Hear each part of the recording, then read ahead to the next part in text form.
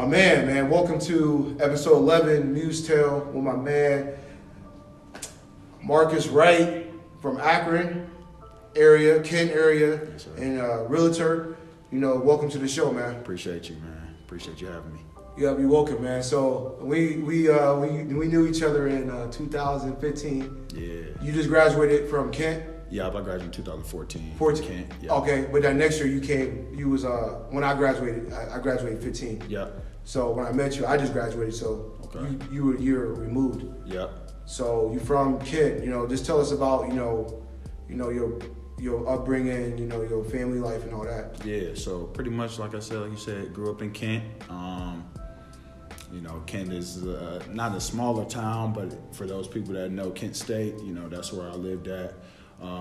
Always grew up on the south end of Kent, small community, a lot of elders, everybody knew my dad, things like that. So when you're in a town where everybody knows everybody, you feel at home, you feel comfortable. So we pretty much, we lived on, it's called Cherry Street, right down the street from the movie theater. Pretty simple life, man. I had both of my parents, fortunately. They both worked 2 jobs.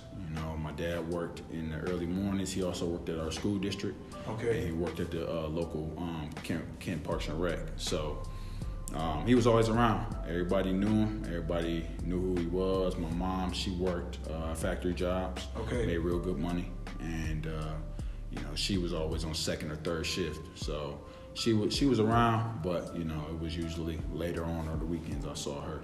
So. Okay. So you have both parents. You have other siblings. Yep. So I grew up with my sister Jasmine. It was just me and her. We the closest. But then I got 4 other half brothers and sisters. Okay. My brother Shannon, my brother Leon, and my sister Bien and sister Liz. So they all older than me. So I never really grew up in the house with them. But my brother Shannon lived right down the street in Kent. Okay. So I was always close with him. And then my sister Bien, she's the oldest. So I always had a relationship with her, but never true connection because she was so much older than me. Just lived with us for a little bit when I was younger. So I always had a close relationship with her. And my brother Leon, I have a pretty good relationship with him, but he hasn't. He lives in Florida now, so okay. I don't see him much. That's your pop side? Yep, it's all my pop, my dad's kids. Okay. Yep. So you was the youngest one? Yep, I'm the youngest out of 6. Out of 6, right? Yeah. So you being the youngest one out of 6, you was a baby. I'm the baby on my mom's side. For sure. And I kind of relate to you with that. So what was it like being a younger sibling? Man. To you know what I mean? Yeah, just being a younger one. How was that being the younger one? Man, it was at times it was tough. You know what I'm saying? We would get into little tiffs and stuff like that. But being the youngest, man, what I learned until my brother Shannon's kids were born, being the youngest one, my mom kind of spoiled me a little bit early on. So it shows you're not accountable for someone else. You're the youngest, so everybody else is supposed to look out for you. Everybody else is supposed to be there for you, care for your needs. So, that's kind of, what it was. Everybody looked out. I got bullied a little bit by my cousins, stuff like that. Right. Bigger brother things, you know what I'm saying? So they would pick on me and stuff like that. But other than that, man, everybody pretty much looked out for me. They looked out for me. I was one of the little ones out there. So Nah, you're the biggest one now. Nah, I'm the biggest one. Yeah, they don't mess with me no more. Those days is over. Yeah, you're the biggest one now. They ain't messing with you no more. No, they ain't doing that. Yeah, so that stopped in probably about middle school once I started playing football and all that stuff. So that's when you started playing football. Middle school? I started early. I started when I was 8 in Little League. I was 8 years old. I played just for the Kent Youth football team. So I started when I was 8 years old with that, and then that kind of grew. Obviously I got bigger. That's my first love was football. Right. Football is my passion. You hooped a little bit. Yeah, I hooped. I didn't start playing basketball until 6th grade though. Okay. So actually, 6th grade I started playing basketball, but football was always my number one love, man. So what drew you to playing football especially I can't. Mm-hmm. I'm not sure how big the community is on football. I'm sure it's big because you live in a college town. So how big was football for you and your community? Is it a big thing? Man, it was a pretty big thing. I wouldn't say Friday Night Lights big where they shut down everything, but it was a big thing. We had good teams. My family has a tradition of being athletic, football, basketball. So it ran in our blood to play one or the other. I'm a big Steelers fan. Right. So, I mean, I grew up around that. My dad, all that. So I'm watching Cordell Stewart, He was a beast. Yeah, Joey Porter was one of my favorite players. Linebacker. Yep. 55, I think. Yep. So him, I'm just watching, later on, James Harrison also went to Kent State. I'm watching those guys. So, watching them, it kind of built that confidence in me. At first, I was timid. I was scared to go out there. But all my cousins was playing. We played backyard football. So it just became a love for the game at that time. So okay. Mm-hmm. So what was like one of those we all got little league moments. Like, did you see like something like that made you like, okay, I can do something bigger with football? Like, did you see like you had more potential? Yeah. I think it was the coach. I think my C team coach, Coach Taiwan, Dardell, he really kind of clinged on to me with the whole football thing. So he really is still like a different aspect. Because my dad, he was like big on sports like I was our family. But my dad didn't ever play sports. He was just, he was a hard-working dude. He did try football, just didn't work out for him. They said he was good and everything, but it just wasn't his thing. Right. So he was from more, Kent? Yep. Like he grew up in Kent? Yep. Okay. Right on the same side of town I grew up on. Okay. My grandmother's house was down on Dodge Street, which is 2 streets away from where I lived at. Okay. Grew up at, always down there. Family was always down there, type of that community.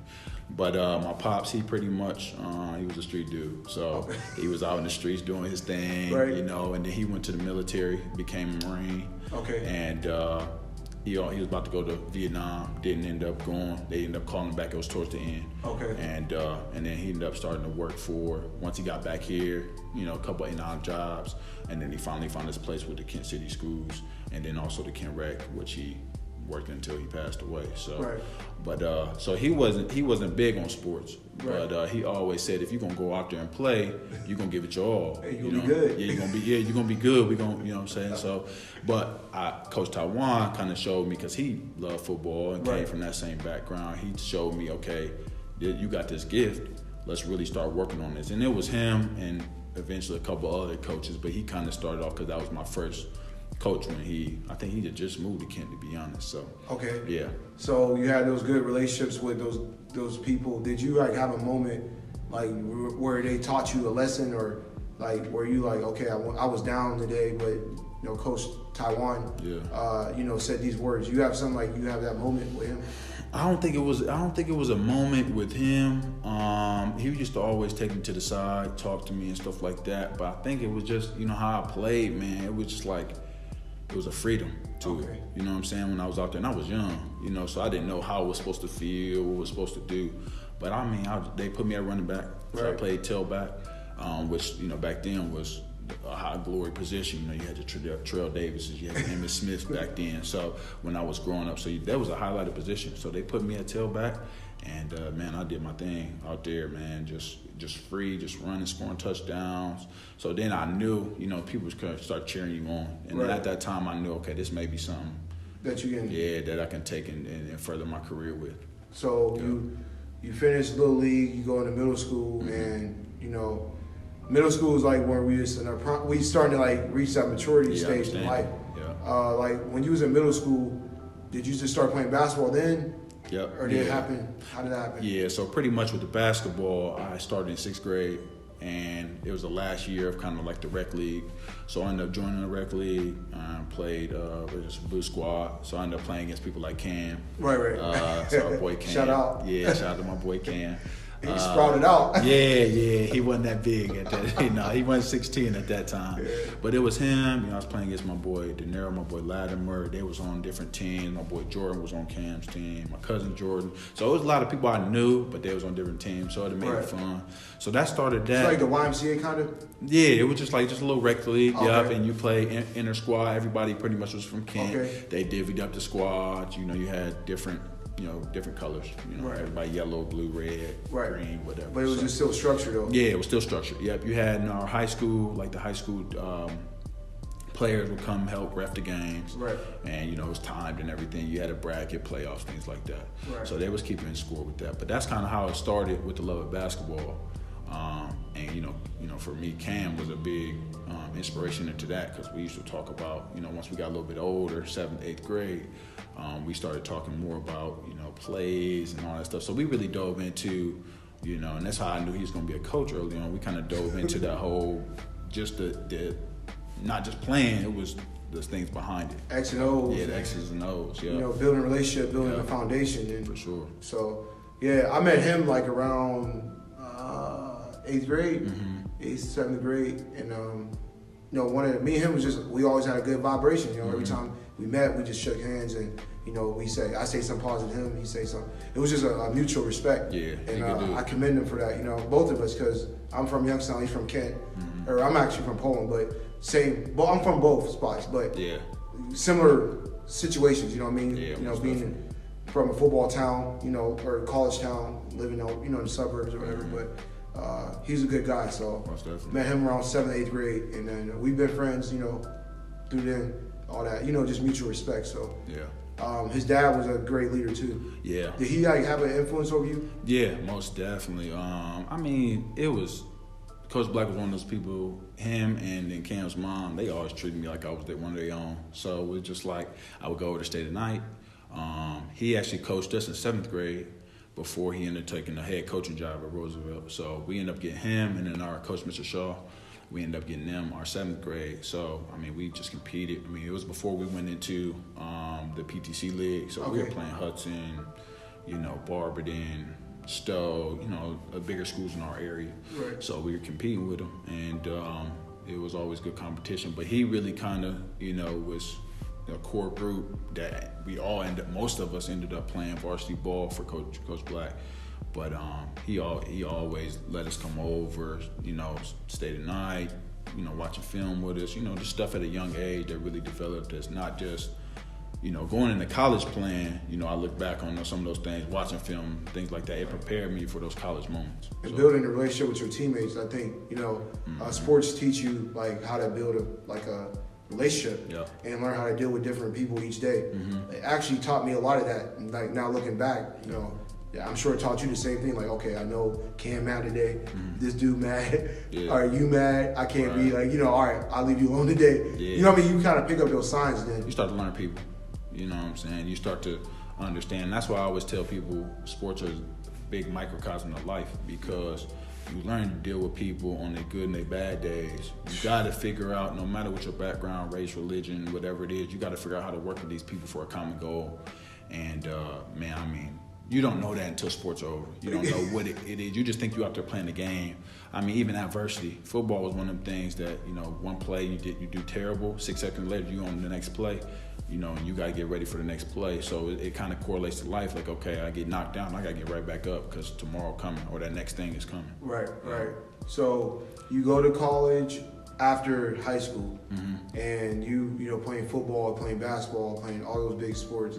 So your mind in high school was more like, okay, I'm trying to go Division I. What was that like? What was that like for you? Like, what was your process and your mindset then? Man, I would say probably starting in middle school, my process was pretty much, I want to go to the league. I want to go to the NFL. And then when basketball came in, I kind of fell in love with basketball. Football was always my love. But I started following because it was new. It was fresh. It was fun for me. But I was always to go to the NFL. And I never really thought about college. College was just part of the process. Right. You like, I'm gonna go there. Yeah. So like this is a step to get to here. So I pretty much just wrote it down all the time. I'm going to the NFL. I look back even the elementary stuff, and I'm just like NFL. So that was always a goal of mine.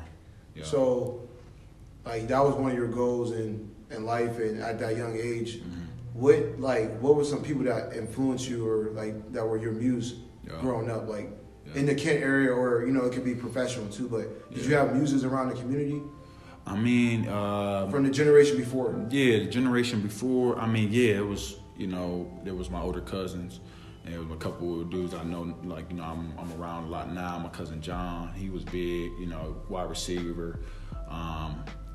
This dude named Chris Banks, Marcus Parham, they was all running backs. So it was like, at the time when I was younger, I was playing running back until I got into high school. So those people really started influencing me. My boy Eddie Calhoun, now he played wide receiver. Just going to watch them people on on Friday nights, right. Man, that was the biggest thing. And they was winning, you know what I'm saying? So it was just like, like they doing this, and especially being a middle school or elementary kid, these kids look like superstars to you. These people look like superstars. So Marcus Parham, he ended up going on to go to OU, and then he had some trials with some NFL teams. I believe he was with the Minnesota Vikings for a little bit of time. He's doing great things now down in Columbus. So he was one of the big inspiration for me. And like I said, the other guys, my cousin John, doing good things after the whole football thing, but I mean, just doing big things with themselves now. But even at that time, just seeing them as a superstar level in the state of Ohio, in our region, it was just like, man, that's what I want to be. That's what I want to do. So those people had a great impact on your life and all of that. So when you get to high school football, you playing and you started varsity at what age? I was a sophomore. So you started varsity. What was the position? I played middle linebacker. So you played middle linebacker. So you basically anchor of the defense. Yeah. So what was that like? What did that teach you being like you was a linebacker? Like what did that teach you like that you use, now? Today? Well, I took big off of Ray Lewis. So that was my favorite player. Like the rage. Yeah. Just a passion. And I think as on both sides of the ball, there's two guys, and I always watched it when him and Peyton Manning used to play, because it was like a chess match to me. So like Peyton Manning, obviously the leader of the offense. You know what I'm saying? That's the quarterback. The quarterback usually. And the middle linebacker is the same thing on defense. It's the quarterback of the defense. So I always took that role, and I think I took, for football, for me, in any sport, I think my intellect on the field, I wasn't always the fastest, I wasn't always the strongest, but I knew how to get to the ball. You know what I'm saying? I could tell plays, I could read that stuff. Like I was real good on fourth down and stuff like that, because I was sniffing out plays at that young age, and that was without watching too much film. So I think it pretty much taught me how to be a leader. It started that, and how to have confidence in making those calls at the same time. Kind of like the entrepreneur thing, which that's what my next thing in life is the entrepreneur part. But it's making the calls, making a decision. If I got to make a change, making a change, and the coaches trusted me with that. So the leadership thing, and unfortunately I didn't embrace it until after I played the sport, but the leadership thing was natural for me because I was put in that position. The coaches seen something in me that was bigger than what I seen in me. So who was like one of the first schools that recruited you? Heavy. I'm talking about like that called you. Yeah. Like, was it Kent? Or no, actually it was not. Actually, I didn't get any D1 because my senior year I got hurt. So that kind of, I messed up my shoulder. So that kind of derailed a lot of coaching, coaches calling me and stuff like that. Didn't make the All-Star game like I wanted to, things like that, things that were on the books. But I ended up getting heavily recruited by D2 schools. Like who's on you heavy? Finley was on me heavy. I even had a heavy interest from Villanova, but I didn't go today. I wasn't able to get there. Lehigh, which is D1 AA, they were on me heavy. CJ McCellum went there. Yep, CJ. Yep. I actually partied with CJ. Yeah, I saw it because I had went to the. I went up there. Definitely. Yeah, and and went up there and did my whole campus visit and stayed overnight. They put my pops in a hotel, and they help you have a good time. I met CJ, and I used to play against him in college or high school too, basketball too. Right. But so those are just a lot of D2 schools, D1 AA. Villanova was D1 AA. So how did Kent get involved? So pretty much, I went to Finley out of high school. My uncle had went to Finley. He was a running back, one of the top running backs to ever go to Finley. Ended up playing for the Giants. So I'm like, okay, my uncle went there. I'm gonna do the same thing. And I went there. It just wasn't that feel that I thought I was gonna get from my college experience. It was smaller. We played on the same field as the high school did. It was just a lot for a young kid to take in, taking 18 credit hours, which was a lot. And then trying to balance that with practice. So after my first year, they had a coaching change. We won, I think, one game maybe. And we had a coaching change, and I'm like, man, I'm about to just go home and walk on to Kent. So I ended up calling. At the time, it was Coach Daryl Hazel. He just got there? Yeah, he had just got there. Yep, I think that year. Waller was there? Yep, that's when Luke came. I mean, Luke was there with the other coach you guys had. Yeah, Doug Martin. Yeah, Doug Martin. So I ended up calling him. He kind of told me the process. This is what you need to do. I took a year off, and the following year I tried out because I was already in the springtime, so I couldn't jump right into the team for a walk-on.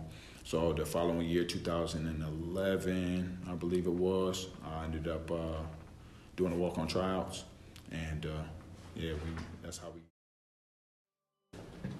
So you had to walk on at Kent, and you missed spring time because you said the transfer rule, so you got to sit out that year. Yeah. So when did you actually join with the team? So in 2011, I had skipped that year. So I actually came in spring of 2012.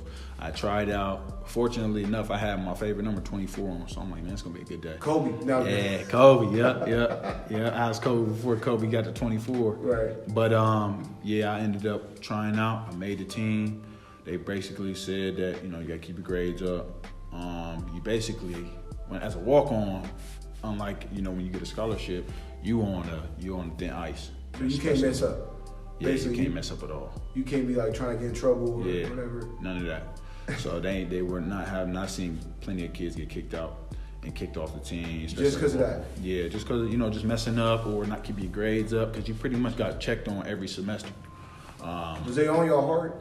Yeah, they was on at least not on the scholarship people, because I done invested my money, I done invested everything into them, but I don't need you as a walk-on.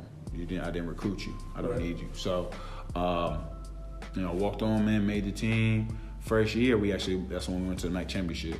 So I remember that, because that was Luke's junior year. Yeah, that was his junior year. Y'all had a big year that year. Yep. A big year. A big year, man. Crazy year. So you was on that team. Yep. So what happened? Like, what was that like being on a team that y'all actually had a great year? Y'all came from the year before getting better. I think y'all got better this year. I think that was 5-5 that previous year.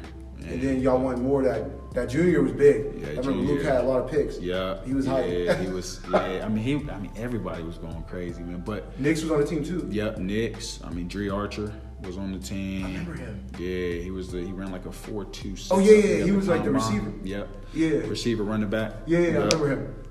Yeah, so what was that like? And it was amazing, man. I didn't play a lot, so I didn't travel a lot. But I was third on the depth chart, so I would go to a couple games here and there. I ended up playing against. Did I play that year? I'm trying to think. Kentucky, I think I played a little bit against Kentucky. Wasn't that your first game? That was our second game. All right, yeah, I remember that. So our first game was against Taunton. Our second game was against Kentucky, and we ended up losing pretty good. And then after that, we didn't lose until the MAC championship. So y'all played Bowling Green? Yeah, we played. Well, we played Bowling Green. Was the game to? It was a win. It was win the MAC East. Right, I remember that. Okay. Bowling Green was good too, but y'all beat them. Yeah. Who'd y'all play in the championship? Northwestern. Oh yeah. I'm sorry, Northern Illinois. Yeah, they're good. Yeah. They like the Wolfpack. Yeah, it was the Wolfpack. So they had Jordan Lynch. Yeah. And he was. But the game came down to the wire, man. It was. So we went to overtime. Right. And. I think it was like 44 or something. It was a high-scoring game. We had a rough first half, but came back second half, man, and lit it up. So, what did you learn then? What I learned? Like from that season, that you can achieve anything. Y'all work together. Did you work? What did you learn? Man, and because after that, we didn't win too much after that. But right. The one thing is when you buy in, when you buy into the process, what you can achieve. Hazel was the coach, right? Yeah, Hazel. Yeah, and he was just a good head coach, man. And then we had good position coaches, and we all bought in. But another thing was just camaraderie between each other. Like in the dorm room, when we out together, like it was a gang of us. Brotherhood. Yeah, it was a brotherhood. No matter who it was, what you looked like, whatever. It wasn't this group with this group. It was everybody all together. So I think that team. Obviously we had the talent. You know what I'm saying? Dre's running the 4.2 in college, which is crazy. That's crazy. I remember hearing about him. Yeah, Luke was playing out his mind. Rosie was playing out my boy. Daniel was playing out his mind. Like, it was just a good. We had to. I could go. Who was your quarterback? We had Spencer Keith at that time. Because Reardon from Poland too. Yeah. Yep. Colin. Yeah, that's my boy. He came next year. Yep. Yeah. I think he might have been there that year. Actually, I think he was a freshman that year. Okay. Yeah, 2012. Okay. Yeah, so he ended up, I think he was a freshman, or he came a year after. But I believe he was a freshman. I think he was on that red team. shirt. Mm-hmm. And then he started that next year. Yeah, the following year. Yeah. I remember that. Okay. Yeah, right after Spence left. So, I mean, we even had 2 of our offensive linemen, Brian Winters and Josh Klein, were on that team. They in the league right now. What teams they play? Brian plays for the Jets. He's got a nice contract. And an extension with that. And then Klein plays for the Tennessee Titans. Okay. So you still in contact with most of your teammates? Not many of them. A lot. There's a couple of them from Columbus. I would say a good 5 or 6 that I really stay in contact with consistently. If I see people, though, it's always love. It's still love. Yeah. I never had really no issues with my teammates, man. It was right. We all joked around, we all clowned, but man, that 2012 year was epic, man. It was epic. So, after that season, did you eventually ever earn a scholarship? Yep, it was my senior year on a scholarship under Coach Haynes. That's the new coach after Hazel. Yeah. So after that year, we went to the MAC championship. Coach Hazel got a job at Purdue. Oh, okay, I remember and that. then Coach Haynes came in. Did he try to bring some of y'all with him? He brought coaches, not players, but coaches. He took most of his coaching staff with him, which was rightfully so. Right, he like, I brought you here. Yeah. Not I brought you here, but yeah. I mean, they was good. They was good coaches together. Some of them dispersed them in different places. Some of the GAs went different places, but the main core went with him. Okay. And so what was that like that you lost your coach? It was rough, man. After y'all won? Yeah. After we won like that, you learn it's a business at the end of the day. If you get that type of success, you can't be mad for somebody that want to do better for themselves or better for their family.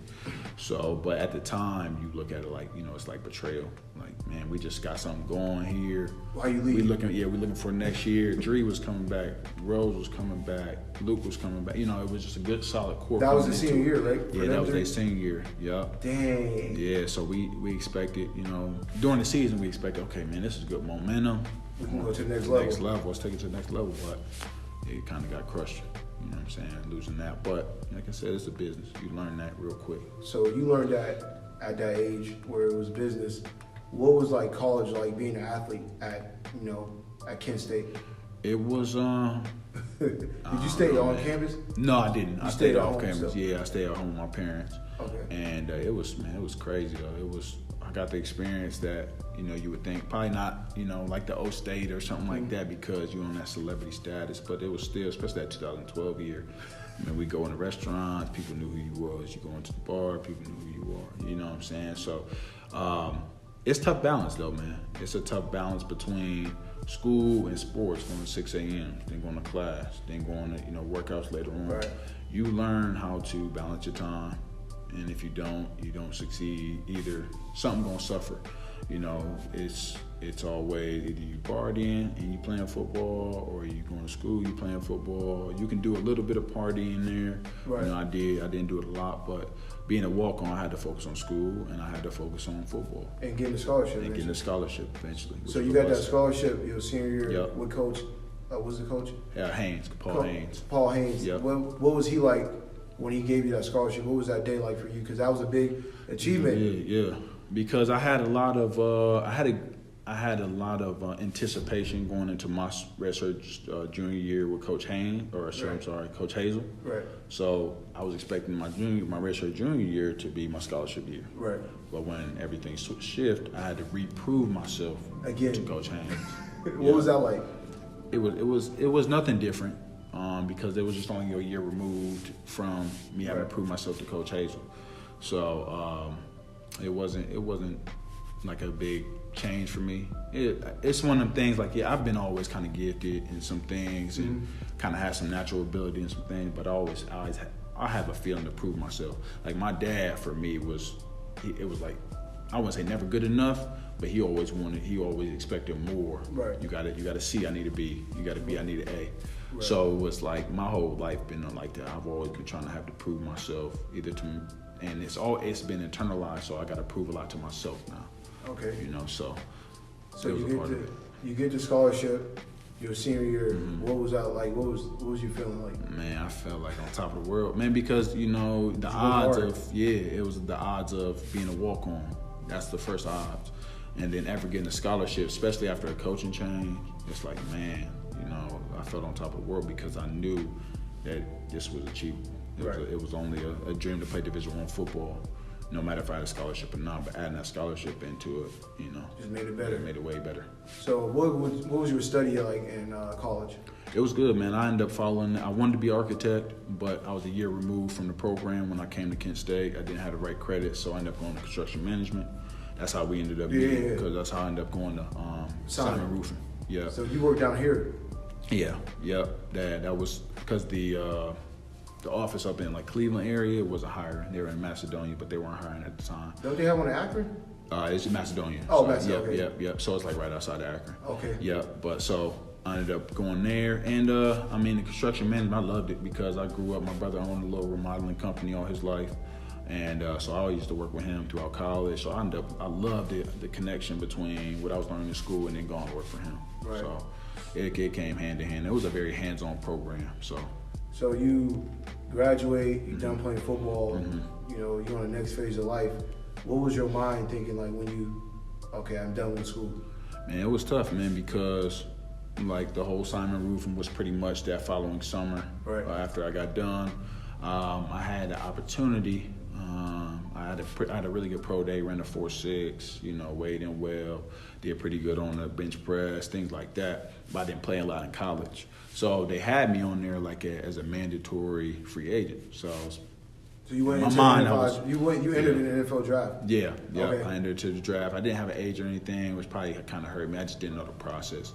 But didn't get called or anything, so I let that go. I tried out for the Arena Football League. Actually, I trained for that after I quit Simon Roofing, which was in October. November was a tryout. Nothing came from that. So I'm like, you know, it's time to, you know, I didn't really want to push for it.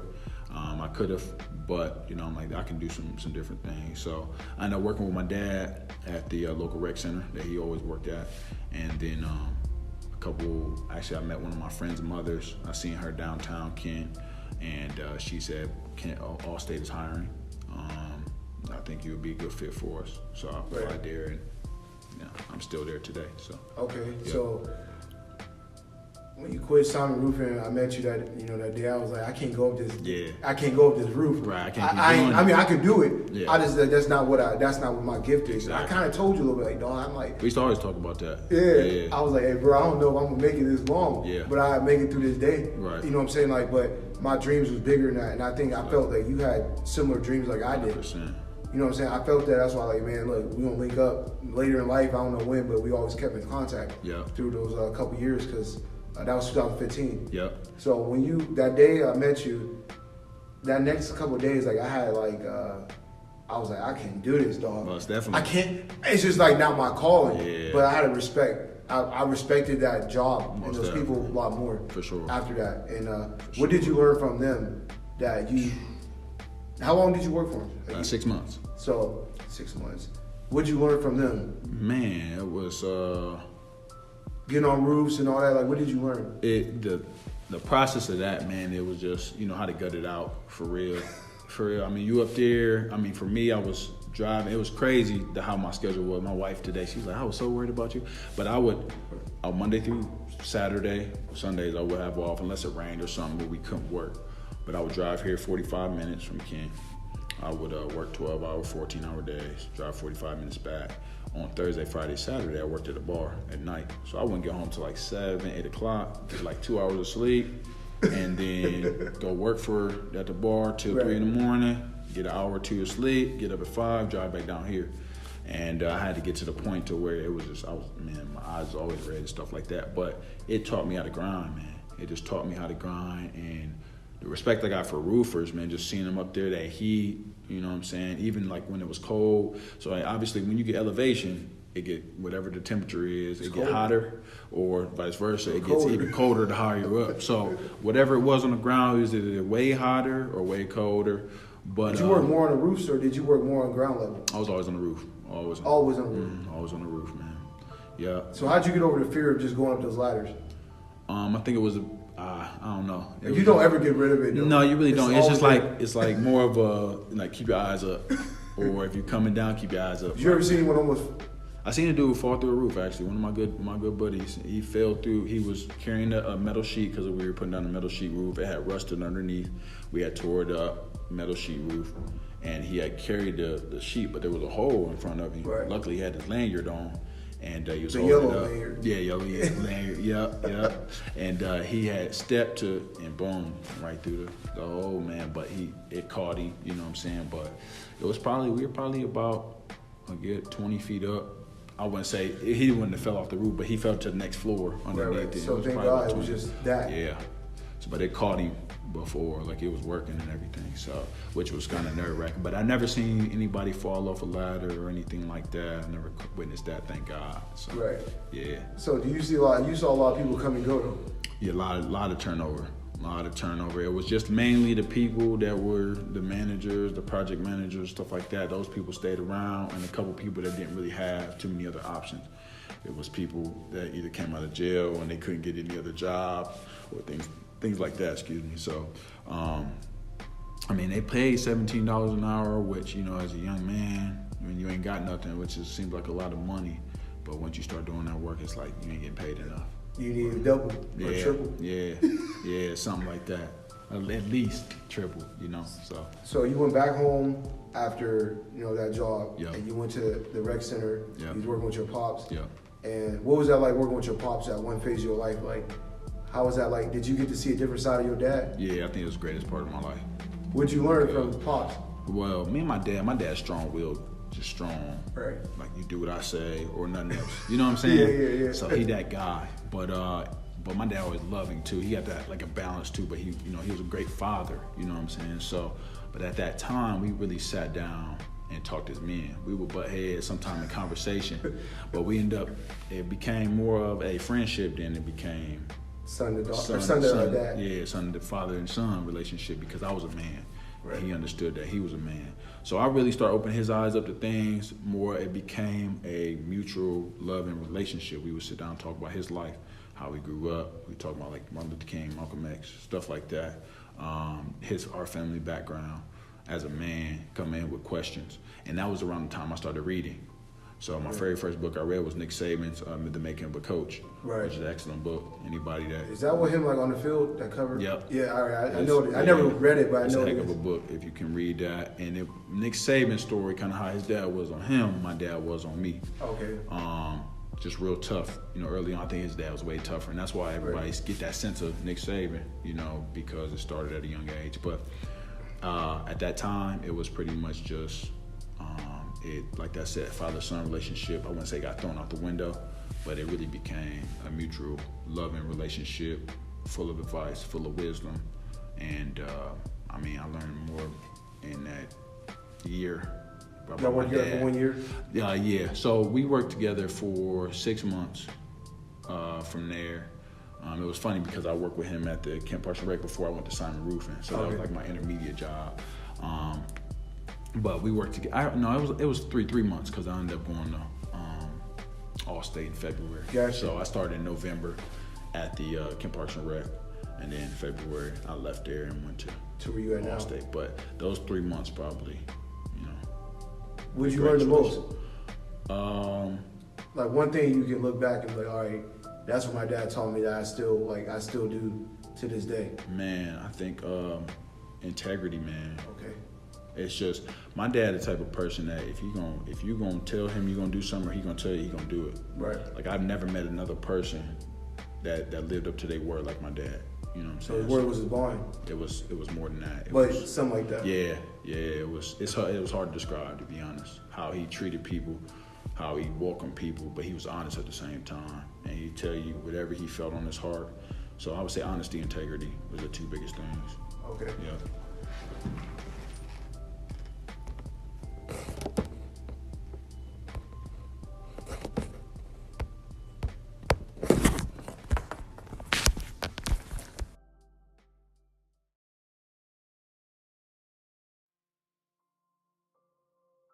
So, what got you inspired to do real estate and you to be able to, you know, take things that you used before to get to where you at now with the real estate? Like, how'd you get inspired by that? Yeah, so pretty much the real estate came about, me and my brother, while we always worked. Like I said, I worked with him in college, so he taught me a lot: flooring, roofing, paint, drywall, all that good stuff, plumbing. I mean, he does it all. So I learned a lot throughout that. Plus, like I said, coupling that with the schooling I was going through with construction management. Me and him always talked about flipping houses and getting into that whole investment side of everything. So my thinking was, and I guess it's kind of like that business mindset starting to kick in, is how do I cut out the middleman? And I know you need a real estate agent sometime to find deals and help you with that process. So I'm like, let me just become an agent.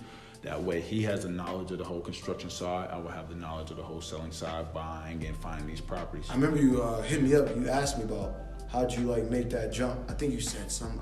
I can't remember the first conversation we had outside of that. Yeah. But I remember you hit me up saying like you was on your way to like do what you want to do. Right. So what was not motivate, because I think you inspired within. Yeah. What was within you like that was like, okay, I'm going to do this? Like, what was your mindset then? Like, It's funny, man, that like we always talk about, things come back full circle. So I'm just gonna take it back a little bit. So my father, after I ended up working with him, he passed away November 6, 2016. Passed over? Yeah. So what was that like before you go deeper? Yeah, so man, it was tough. I mean, the whole scenario of it, I was going on my way to go work out. My dad, a couple months before, got diagnosed with prostate cancer. His right leg was swelling, up and down, up and down, up and down. And they say that's possible for blood clots, when a lot of swelling and shrinkage and stuff like that. So one day I was going to the Planet Fitness down in Kent, and my parents lived right down the street from that. So someone just told me, go on down there. You wasn't living at home then? No, I wasn't. You was back, that's when you first moved out? Yeah, me and my girlfriend, my wife at the time, well, she was my girlfriend at the time. We had bought a place. When I bought a place, we lived in Stowe at the time. We just had rented out a duplex, one of the side of duplexes. So I drove down there, went down to see my pops. He said his leg was hurting, so he came upstairs from the basement and he was breathing a little heavy, but he was a bigger dude, so I'm not. He bigger than you? Yeah, well, not taller, but just bigger. Okay. He's probably about 6'2", 6'3", 280. All right. So big, good sized dude. So he's breathing heavy. I'm like, I was like, Dad, where's the pain at? And he said it's in my knee. And then I asked him I asked him basically where the pain was earlier that day. Right. He said it was in the lower leg, and I asked him where his pain was at now. He reached for his knee and then he passed out. Right there, in front of you? Right in front of me. And hit the floor, boom, hit his head, and he kind of started snoring. So I'm like, I panicked a little bit. Right. So I get him up. I didn't get him up quite yet. So I tried to shake him, kind of wake him up, and then I called 911. And then when I looked down, he like blew, and he kind of just staring. So I'm like, my head, I'm like, he gone. Right. You know what I'm saying? But something told me to do something. So I pick him up, kind of set him up right, and start breathing into his mouth. He kind of starts snoring again. And long story short, they took him to the hospital. I had to go back from the hospital to get his medications and all that. And I got back to the hospital, he was gone. So week after that, we ended up burying him. And it was just being there was the hardest part of my life. Right. Because it was funny, because 2 weeks before that, a lady, Miss Mary, I work with her at Allstate, she was talking about her father passing away. So immediately, I ended up wanting to talk to her. Because she just went through it? Yeah, she had just went through it not too long ago.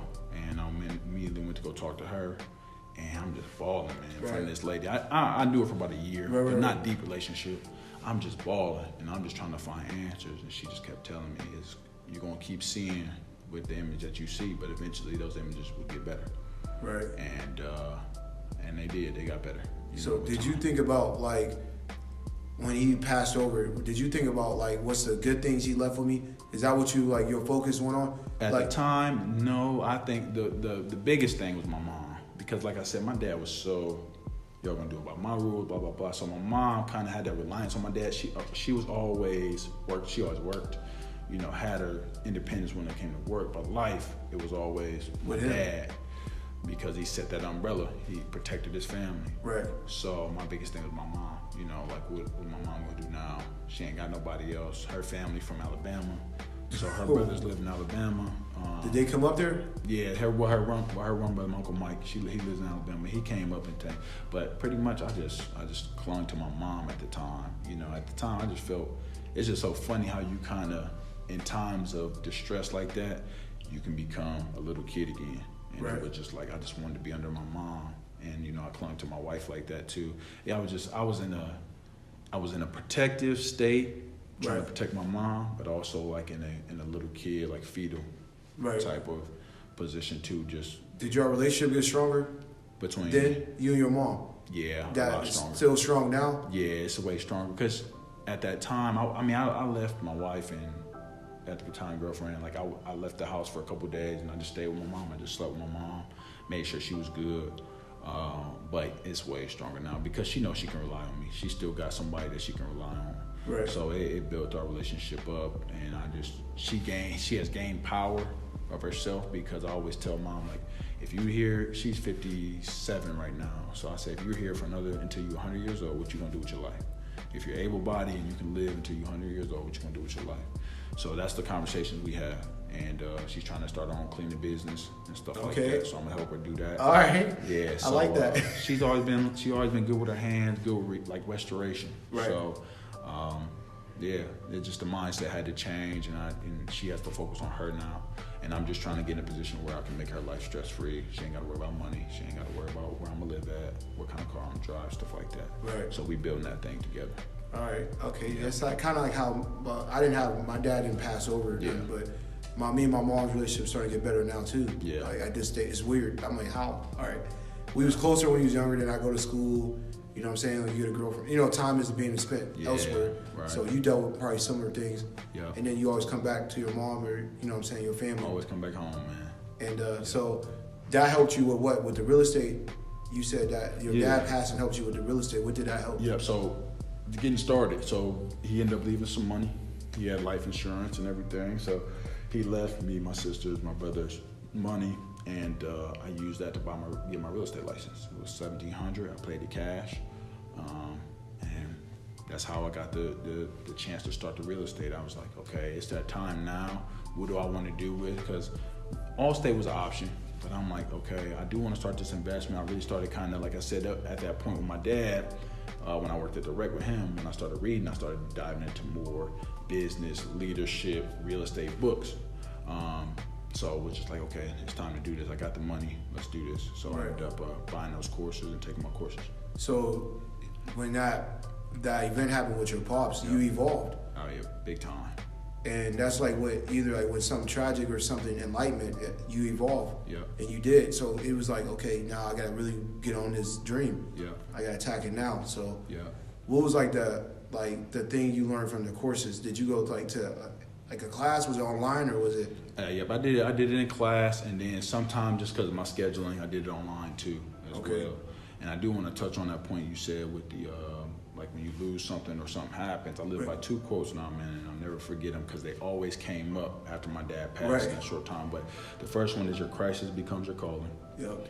So anything you go through, and I think about that when I think about Luke Wallet. Yep. He went through a tough time. Now you see where he's prospering. He's prospering. And he's doing his mission in the earth, and he's connected to what God, has and plan for him. Yeah, and you doing the same thing. Yep. And I see you blossom to beautiful man you are, to your wife, to your mom, to your people that supporting you, and in your walk with the Lord. So I see you glowing now too. All just from an instance, and at the time it's like a tragedy. You know what I'm saying? But then if you get through that tragedy, you grow so much. And then the second thing is walk by faith, not by sight. So what does that mean for you? For you? Try to find the light in everything. You know what I'm saying? Even if you don't see it right away, try to find the light in everything. Because there's a reason you're going through it. At the time, you can believe it or not. But I'm big into self-improvement.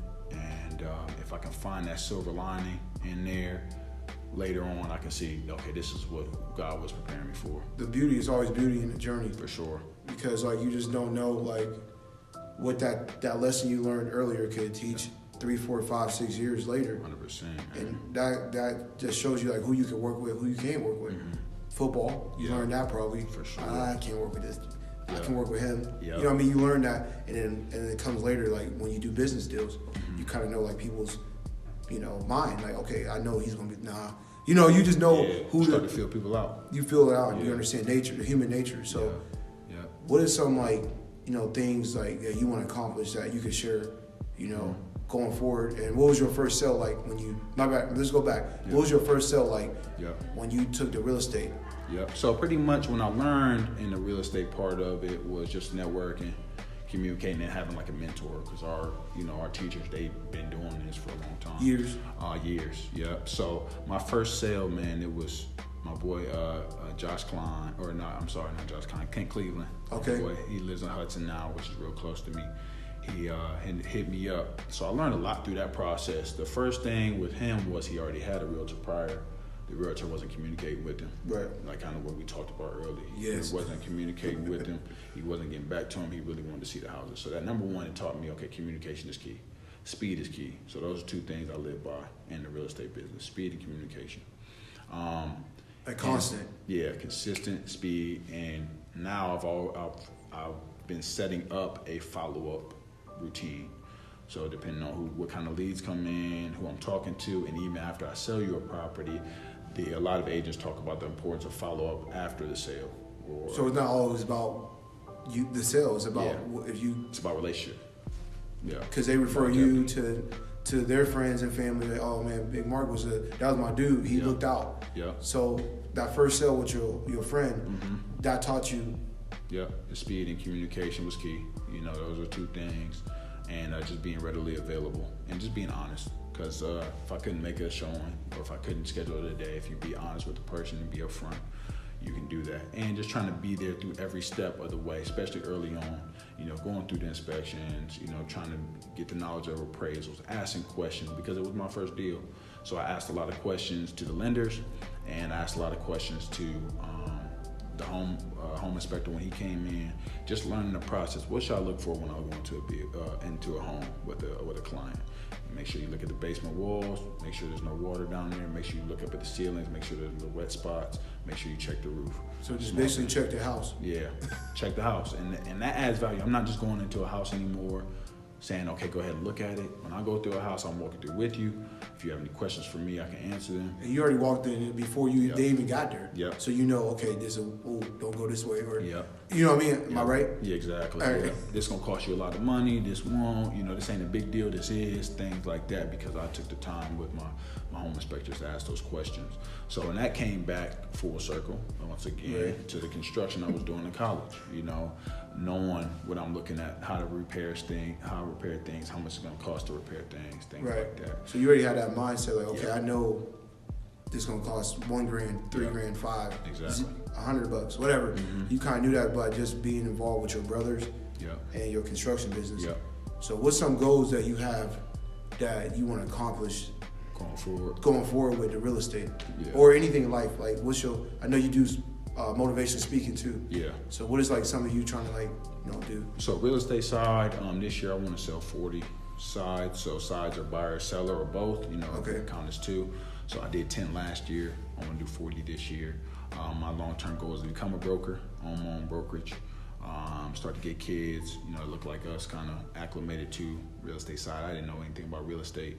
I just knew we bought a house back then. So that's all it was to me. But just going into that real estate, doing the sales portion of it, some kids starting to come up to me now asking me about it.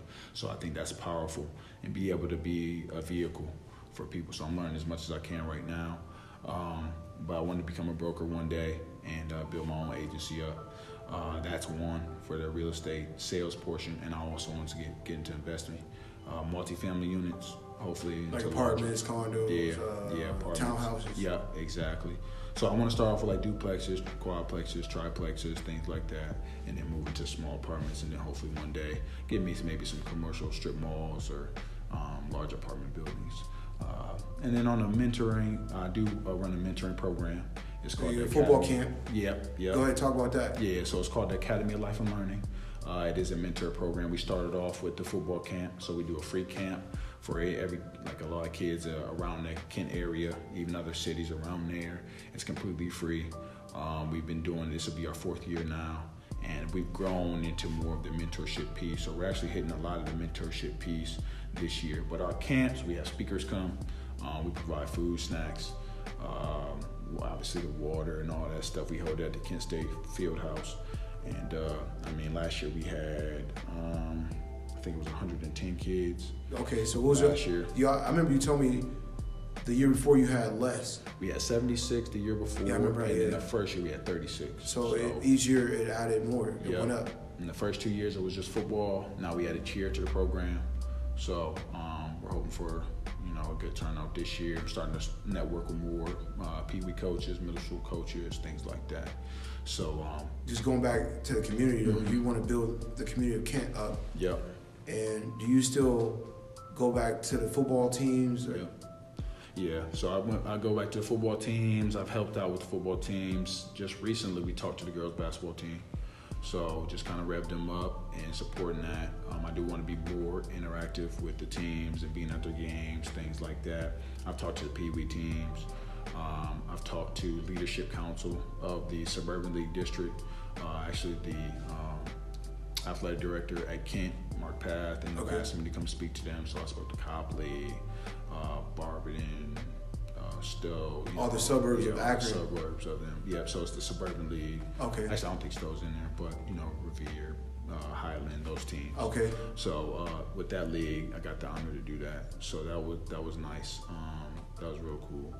And so I've been a little small speaking engagement, nothing major yet. I think that's something I may do. No, it's major. Yeah, it is. It's major. major. It is major. Because it's gratitude. You gotta have it. You have it. I know you're very humbled, and I know you gonna impact people in your swag, your way, your powerful message. You're a powerful man of God. So my thing I was gonna ask you is to leave off is what's one or two things that you would tell a kid trying to be like you, trying to be an entrepreneur, be a real estate agent, be a motivational speaker, be involved with the youth and football and all the things that you're doing and all your gifts and talents. What's one thing you would give to the next generation or the next kid being like you? Yeah, if I can get two, number one is be yourself.